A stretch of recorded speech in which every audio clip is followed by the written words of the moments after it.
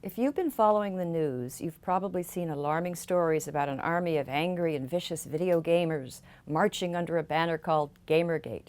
Well, according to these reports, this mob will stop at nothing to defend its heteronormative privilege. Well, is this an accurate picture of GamerGate? I'll consider the evidence next on The Factual Feminist.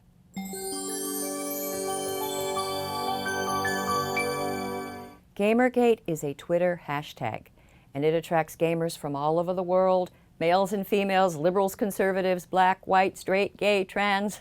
Some gamers identify with the hashtag because they believe there's too much corruption in gaming.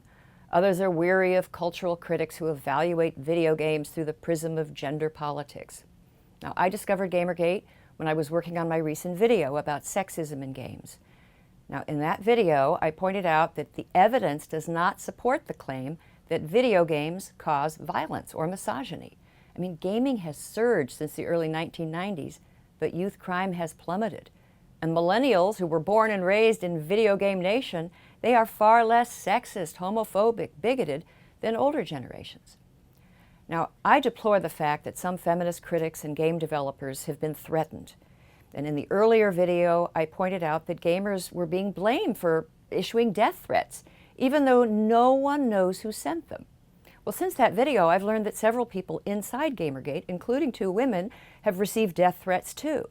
Many in the media are treating GamerGate as a simple damsel in distress story. Well, damsels are in distress, but they are on both sides of the controversy.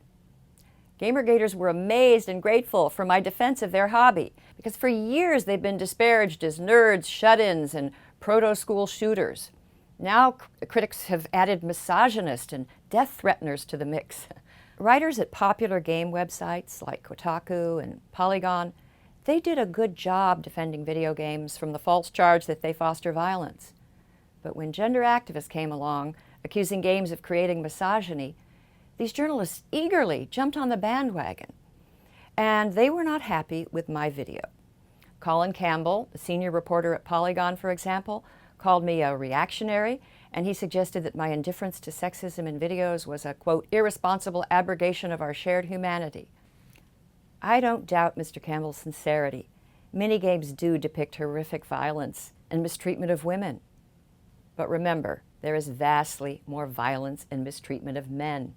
Now, there are horrible scenes in video games like Grand Theft Auto, and these upset me. But I also cringe at the violence in television shows like Breaking Bad and The Sopranos. I mean, I'd rather play games with themes from Downton Abbey or The Umbrellas of Cherbourg.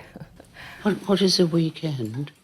But my game and film preferences cannot be generalized and certainly can't be a basis for condemning others. I mean, behavior should be guided by Immanuel Kant's categorical imperative, but the rules of the imagination are more permissive. Would-be game reformers need to connect the games they criticize to negative world consequences. They need to show, not dogmatically assume, that video games make people sexist. The burden of proof rests with them. And intuitions that a certain game or book or film, comic book, song, that these are psychologically damaging and socially corrosive, this is rarely borne out in reality. Now, critics might respond that we should be unforgiving of sexist tropes, even if we can't prove the games cause misogyny. But what counts as sexism is unsettled, even among feminists. Consider the newly released video game Bayonetta 2.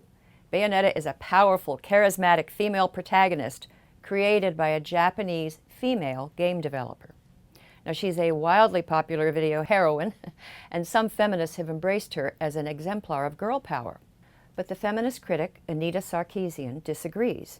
She has called the game pernicious, and she faults its shameless sexism and the use of the male gaze. Everything about Bayonetta's design, says Sarkeesian, is created specifically for the sexual pleasure of straight male gamers. Those were her words. Now, her critique relies on a 1975 feminist theory about the male gaze and how it objectifies and demeans women. But gaze theory has evolved since 1975. It turns out that spectators might be able to gaze at a woman's beauty and also identify with her at a human level. Now, men are the main market for competitive action games. And many men, not all of them, but many, do like images of beautiful, sexy women. Why shame them for this? Now, traditionally, women, gays, trans people, they have been policed and humiliated for their sexuality. That is wrong. Today, at least in certain feminist circles, it's open season on the sexual preferences of straight males. That's also wrong. Now, when GamerGaters protest the politicization of gaming journalism, they're not fighting progress or thwarting feminism. Most of them are probably supporters of mainstream equality feminism. They are pushing back on a hardline, puritanical gender politics that for some reason many of their critics are imposing on them. Well, take it from Based Mom. GamerGate overall is a voice for moderation in today's fevered debates over sex and gender. And those gamers, they're not going away anytime soon. I mean, once they enter a battle, they like to win. And they know a thing or two about how to slay a dragon. Well, what do you think of the GamerGate debate? Do you agree that the media has given a misleading account? Let me know in the comments section. And if you appreciate this series, please show your support by subscribing. And also follow me on Twitter. Thank you for watching The Factual Feminist.